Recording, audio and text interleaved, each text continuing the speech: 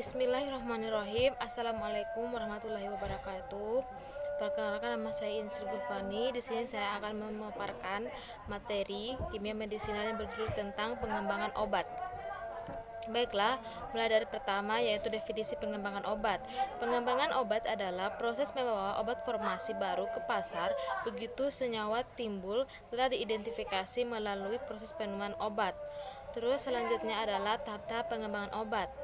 Nah, dapat dilihat di sini bagan dan waktunya. Nah, langsung saja ke tahapan ujinya. Yang pertama itu adalah penemuan dan pengembangannya. Sintesis atau screening molekul merupakan tahap awal dari rangkaian penemuan suatu obat. Pada tahap ini, berbagai molekul dan senyawa yang berpotensi sebagai obat disintesis, dimodifikasi atau bahkan direkayasa untuk mendapatkan senyawa atau molekul obat yang diinginkan. Oleh karena itu, penelitian obat biasanya ditargetkan untuk suatu daerah yang khas, potensi relatif pada produk, saingan, dan bentuk kesediaan untuk manusia bisa diketahui.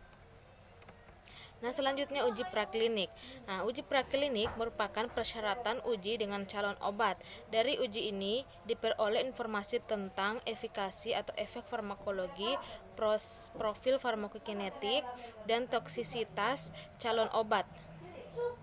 Nah, pada uji praklinik ini digunakan hewan uji seperti mencit, tikus, kelinci, marmot, hamster, anjing, dan beberapa uji menggunakan primata. Nah, selanjutnya penelitian toksisitas merupakan cara potensial untuk mengevaluasi. Nah, poin-poinnya itu terbagi atas 4. Yang pertama, toksisitas yang berhubungan dengan pemberian akut atau kronis. Terus yang kedua, kerusakan genetik atau genotoksisitas atau mutagenesis. Terus yang ketiga, pertumbuhan tumor atau onkogenesis atau karsiginonesis. Dan selanjutnya, kejadian cacat waktu lahir atau teratogenetik. Nah, selanjutnya uji klinis. Nah, setelah melewati uji praklinis, maka senyawa atau molekul kandidat calon obat tersebut menjadi IND atau Investigational New Drugs atau obat baru dalam penelitian. Setelah calon obat dapat dinyatakan mempunyai kemanfaatan dan aman pada hewan percobaan, maka selanjutnya diuji dengan selanjutnya diuji pada manusia atau uji klinik. Nah, selanjutnya uji klinis. Uji klinis ini terbagi atas 4. Yang pertama itu ada uji klinis fase 1, fase 2, fase 3, dan fase 4. Nah, mulai dari uji klinik fase 1. Nah, pada uji klinik fase 1 ini, studi fase 1 peneliti menguji obat baru pada sukarelawan normal atau orang sehat. Dan lama studi yaitu beberapa bulan. Tujuan studi ini untuk mengetahui apakah sifat yang diamati pada hewan percobaan juga terlihat pada manusia. Pada fase ini ditentukan hubungan dosis dengan efek yang ditimbulkan dan profil farmakokinetiknya obat pada manusia. Nah, studi fase 1 juga ini ditinjau atau dipantau secara ketat dan mengumpulkan informasi tentang bagaimana suatu obat berinteraksi dengan tubuh manusia. Nah, selanjutnya uji klinis fase 2. Nah, calon obat diuji pada pasien tertentu atau diamati efikasi dan khasiatnya dan efek sampingnya. Lama studi yaitu beberapa bulan hingga 2 tahun. Nah, selanjutnya uji klinis fase 3. Lama studi yaitu 1-4 tahun. Nah, studi fase 3 ini menjadikan sebagian besar data keamanan. Dalam penelitian sebelumnya, ada kemungkinan bahwa efek samping yang kurang mungkin tidak terdeteksi karena penelitian ini lebih besar dan durasinya lebih lama. Hasilnya lebih mungkin dan menunjukkan efek samping jangka panjang atau langka. Dari uji ini, sekitar 25-30% obat bisa lolos ke tahap selanjutnya. Nah, selanjutnya uji klinis fase 4. Studi ini diikuti oleh sukarelawan berjumlah ribuan dengan penyakit yang diderita sesuai indikasi obat. Tujuan studi ini yaitu mengevaluasi keamanan dan khasiatnya. Uji klinis fase 4 dilakukan setelah obat atau alat kesehatan telah disetujui oleh FDA selama monitoring keamanan pasca pemasaran. Nah, selanjutnya review oleh Badan Regulator Keamanan. Nah, keputusan untuk mengakui obat baru dilakukan oleh Badan Pengatur Nasional. Ada beberapa negara di sini. Yang pertama itu Indonesia oleh BPOM atau Badan Pengawasan Obat dan Makanan. Terus yang kedua AS atau masyarakat, atau Amerika adalah FDA atau Food and Drug Administration. Terus di Kanada oleh Health Canada, Inggris oleh MHRA, Medicine and Healthcare Product Regulatory Agency. Terus negara-negara Eropa oleh EMEA, European Agency for the Evaluation of Medicinal Product, dan Australia oleh TGA, Therapeutic Goods Administration. Nah, untuk dapat dinilai oleh badan tersebut, industri mengusulkan harus menyerahkan data dokumen uji praklinik dan klinik yang sesuai dengan indikasi yang diajukan.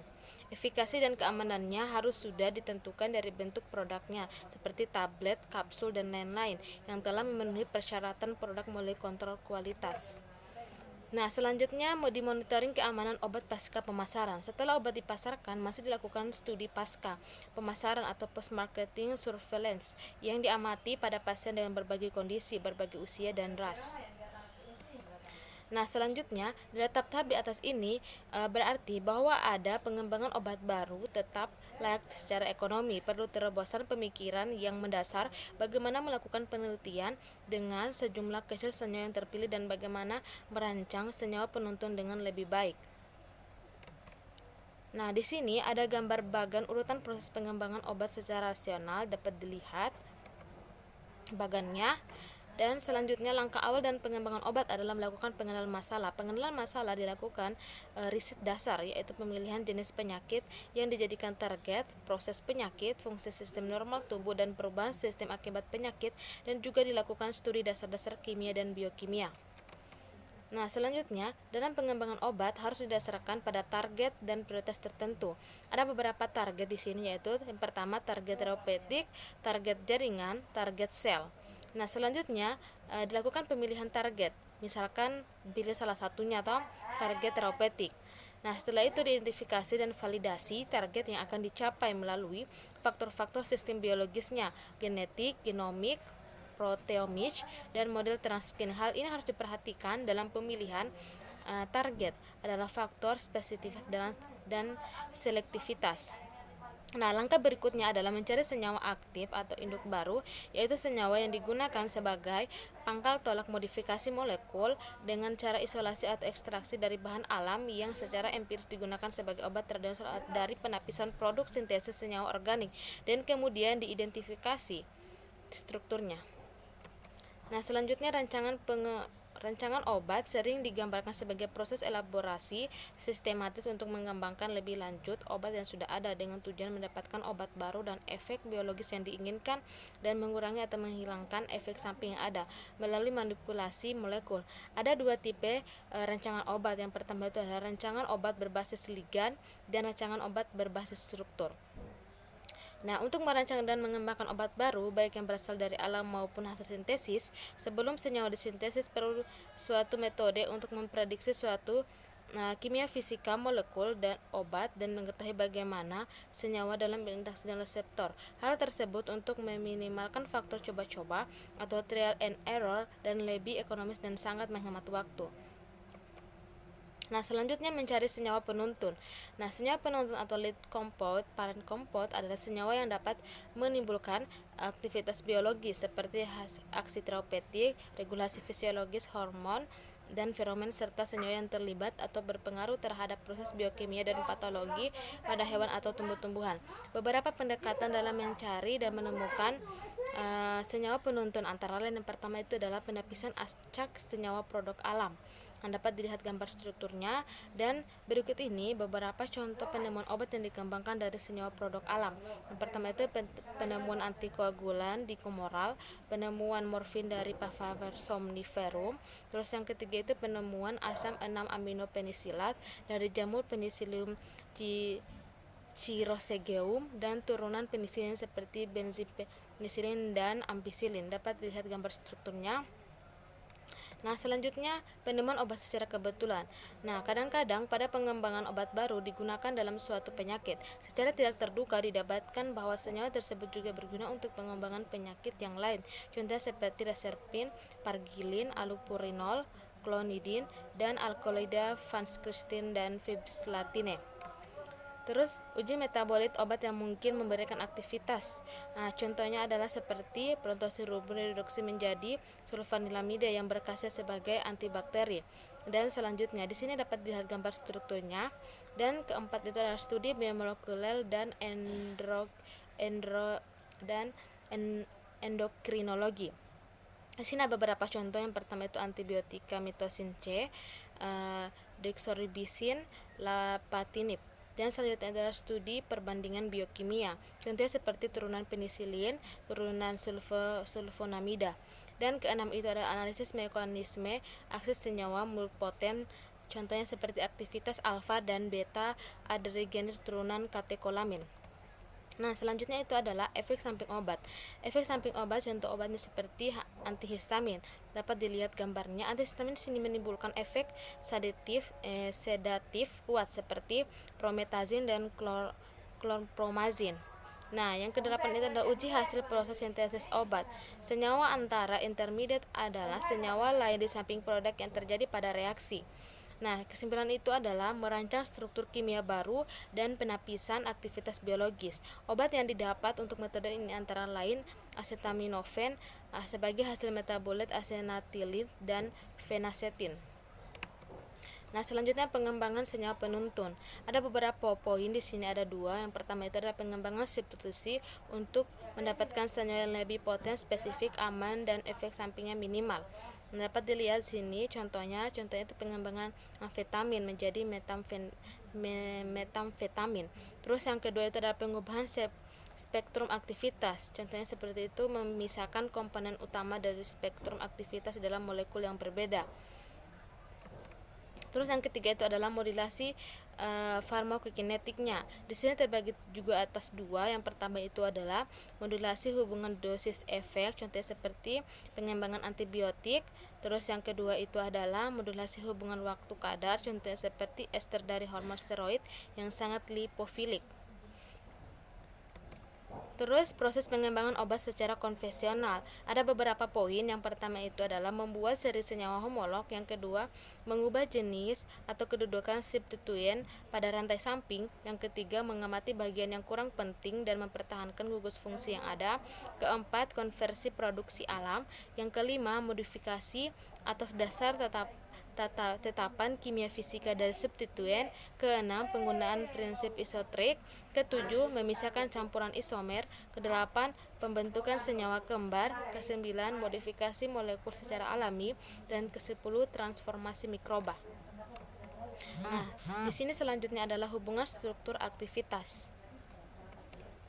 Nah, di sini dapat dilihat struktur aktivitas suatu obat diperoleh setelah terjadi interaksi senyawa dengan molekul spesifik dalam objek biologisnya. Nah, hubungan struktur kimia dan aktivitas biologis yang tidak baik dapat disebabkan oleh kurang baiknya metode pemilihan yang digunakan. Nah, selanjutnya faktor-faktor yang mendukung hubungan struktur aktivitas. Ada beberapa poin. Yang pertama itu adalah perbedaan keadaan pengukuran parameter kimia fisika dan aktivitas biologis. Terus yang kedua, senyawa yang dibentuk ternyata bentuk proobat dan terlebih dahulu harus mengalami bioaktivitas menjadi metabolit aktif. Terus yang ketiga, aktivitas obat dipengaruhi oleh banyak keadaan in vivo. Yang keempat, senyawa mempunyai pusat atom asimetris. Dan kelima, senyawa mempunyai aktivitas biologis yang mirip dengan senyawa lain tetapi berbeda mekanisme aksinya.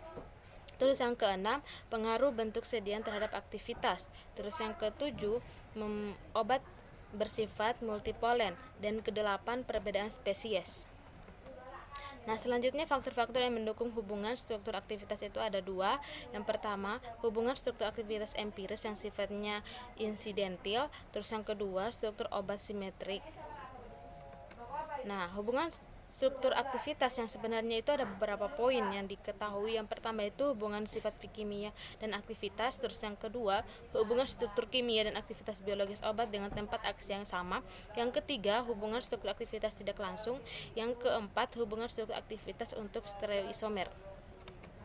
Nah, selanjutnya hubungan kuantitatif struktur aktivitas atau disingkat dengan HKSA.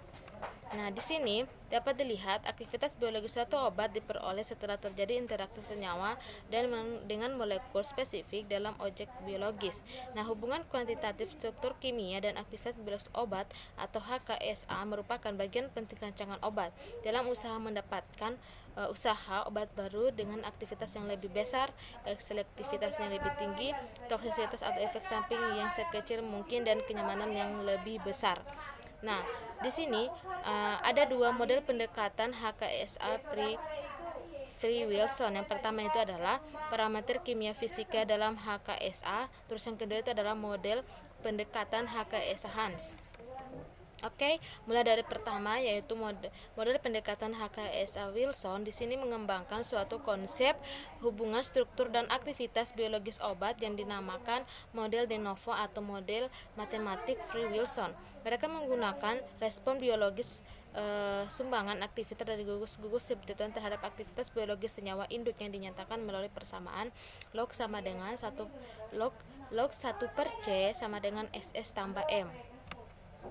Nah, model pendekatan HKS Hans. Di sini Hans mengemukakan suatu konsep bahwa hubungan struktur kimia dengan aktivitas biologis buka kurung log 1/C suatu turunan senyawa dapat dinyatakan secara kuantitatif melalui parameter-parameter sifat kimia fisika dari substituen, yaitu parameter hidrofobik, elektronik, dan sterik. Nah, selanjutnya parameter sifat kimia fisika dalam HKSA. Di sini ada 3 parameter. Yang pertama itu adalah parameter hidrofobik, parameter elektronik, dan parameter sterik. Baiklah, mungkin itu saja yang dapat saya sampaikan dari materi pengembangan obat. Lebih dan kurangnya mohon dimaafkan. Saya akhiri. Wassalamualaikum warahmatullahi wabarakatuh.